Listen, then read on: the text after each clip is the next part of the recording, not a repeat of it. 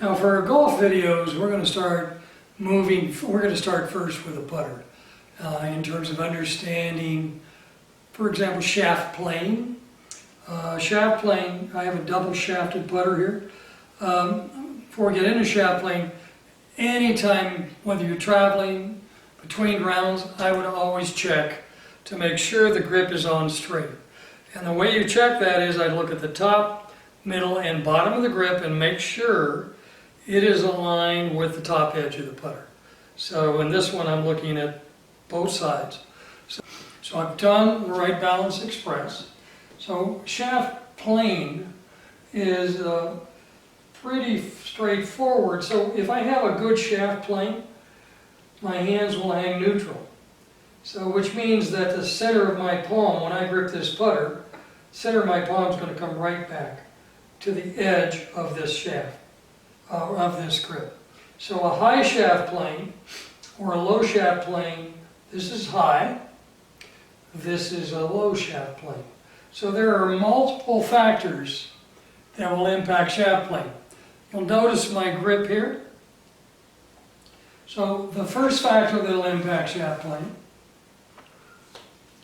is the grip fitting is part of it.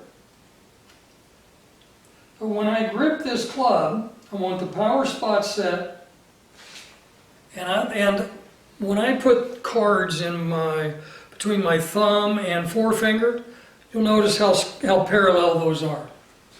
So when I get set,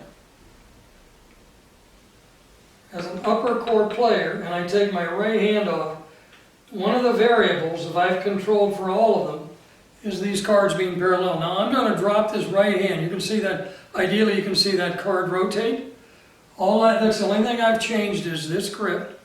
I got my right hand a little more under than the left, and I take my right hand off and my shaft plane has changed. So why is shaft plane important here? Through the stroke, my arms and hands are going to return under my shoulders. So if that was a low shaft plane, somewhere it's either going to start out and loop and come back in, or in and loop and back under the shoulders. So the first variable is that these cards are parallel, okay? The other thing you cannot see is this red power spot is on the underside. So I've matched the power spots and the grip to get a neutral shaft plane. So all I'm going to do, I'm going to keep the cards parallel. I'm just going to change the power spot in one finger. I moved it up, so it's in a upper core power or lower core power spot. Okay, cards are still parallel. I ground this putter, and my shaft plane again has dropped.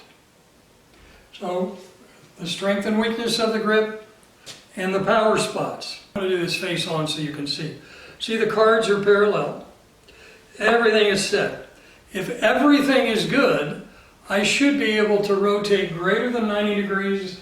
The back rotation is my left hand. Should be greater than 90 degrees if my left hand is on the club properly. And my right hand this way. You don't want to move the shaft behind you. That'll give you a false positive. But now, so everything is set. As soon as I increase, I'm rotating again that grip. That's my right hand. Remember that, please. My right hand, I still have the power spot set on the bottom, and all I've done is, that's called a stronger right hand on the putter. My left hand, oh, it's still greater than 90. Testing my right, and I can't rotate. It's also, that's telling me my shaft plane is off. My shaft plane just dropped here. So I can have problems in that rotation. I can move now. I'm going to move my power spot as I did. I'll do it in the left hand this time so you can see the difference. So my power spot, if cards are still parallel, power spot is off. I've moved it to the second pad up on the underside.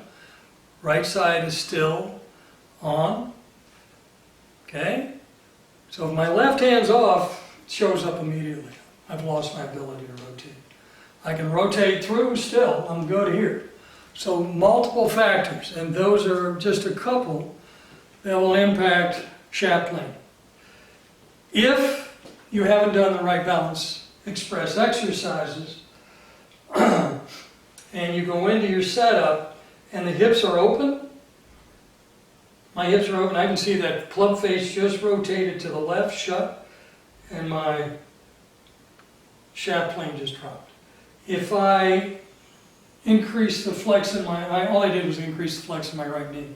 If I increase the flex in my left knee, my hips close, and you can see that my shaft plane rises. So all of those factors are going to impact. Here's neutral. You see how my path is really pretty perfect down the line. If I have a low shaft plane, started back, my arms and hands are going to return into the shoulders. If I have a high shaft plane, start back, my arms and hands are going to return into my shoulders. And that's going to create a loop. It's going to create heel or toe impact, and it's going to impact your speed control. And with that said, speed control is absolutely the most important part of putting. If I were looking at, say, a single shafted putter like this, the grip, you'll see a lot of players who grip the putter with a heel pad on top.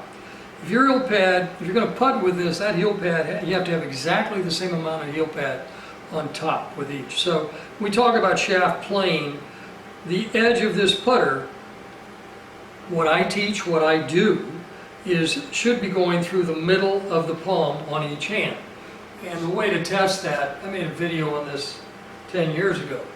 The way to test it is to make sure, if I look down, that should be a continuation of my left arm here. If I have a heel pad on top, that's what I get. And it's much easier to set a neutral shaft plane. If you've gripped the putter, you're a good putter, you've gripped it like this for years, don't change. But if you're struggling with putting, I would encourage you to set I can support this putter in that heel pad as one line, and same thing on both sides. So if I'm working with a single shafted putter, now I can start, and I want to get the power spots, I want to get the shaft through the middle of both palms, and I can easily tell the strength and weakness of this grip. Those cards should look parallel here. In this video series, we're going to show you factors that impact shaft plane, how to get it neutral. First thing you want to do is a Wright Balance Express exercise. Go see a Wright Balance professional. It takes you 5 minutes to do the exercise, and you're good to go for 24 hours. Go see a Wright Balance professional, get your measurements. They'll give you the 9 stance widths for the express exercise.